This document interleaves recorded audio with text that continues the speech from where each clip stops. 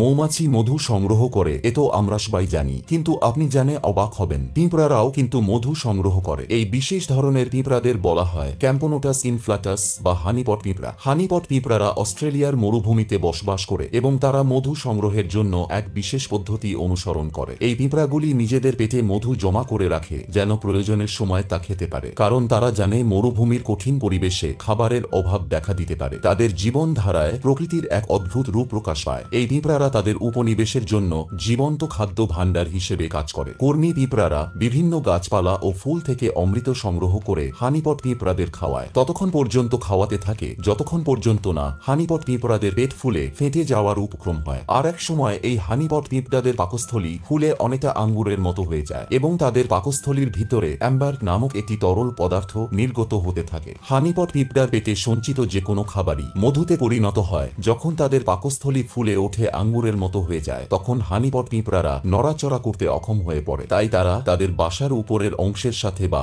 বাসার ছাদের সাথে ঝুলে থেকে নিজেদের সংরক্ষণ করে। যখন উপনিবেশে খাদ্য সংকট দেখা দেয়, তখন অন্যান্য পিঁপড়ারা তাদের শরীর থেকে মধু সংগ্রহ করে। হানিপট পিঁপড়ার মধু দেখতে মৌমাছির মধুর মতো হলেও এর ঘনত্ব কম, অর্থাৎ এটি মৌমাছির মধুর তুলনায় অনেক পাতলা হয়। এর স্বাদেও ভিন্নতা রয়েছে। মৌমাছির মধু যেখানে অত্যন্ত মিষ্টি হয়, সেখানে হানিপট পিঁপড়ার মধুতে হালকা টক ভাব থাকে। এই টক মিষ্টির স্বাদ অনেকে অদ্ভুত মনে করতে পারে, কিন্তু এটি প্রকৃতির এক অনন্য সৃষ্টি। হানিপট পিঁপড়ার মধুতে গ্লুকোজের পরিমাণ বেশি, যা দ্রুত শক্তি সরবরাহ করে। অন্যদিকে মৌমাছির মধুতে ফ্রুক্টোজের পরিমাণ বেশি, যা ধীরে ধীরে শক্তি প্রদান করে। তবে উভয় ধরনের মধুতেই প্রচুর পরিমাণ অ্যান্টিঅক্সিডেন্ট থাকে, যা রোগ প্রতিরোধ ক্ষমতা বাড়াতে সহায়তা করে। অস্ট্রেলিয়া সহ পৃথিবীর বিভিন্ন অঞ্চলে হানিপট পিঁপড়ার মধু খাবার হিসেবে গ্রহণ করা হয়। এটি স্থানীয় জনগোষ্ঠীদের কাছে খুবই মূল্যবান একটি প্রাকৃতিক উপাদান। আসলে এই হানিপট পিঁপড়ার মধু আবারও প্রমাণ করে প্রকৃতি অনেক বৈচিত্র্যময়। এটি শুধু পিঁপড়াদের জীবনের জন্য নয়, আমাদের জন্য এক বিস্ময়কর উপহার।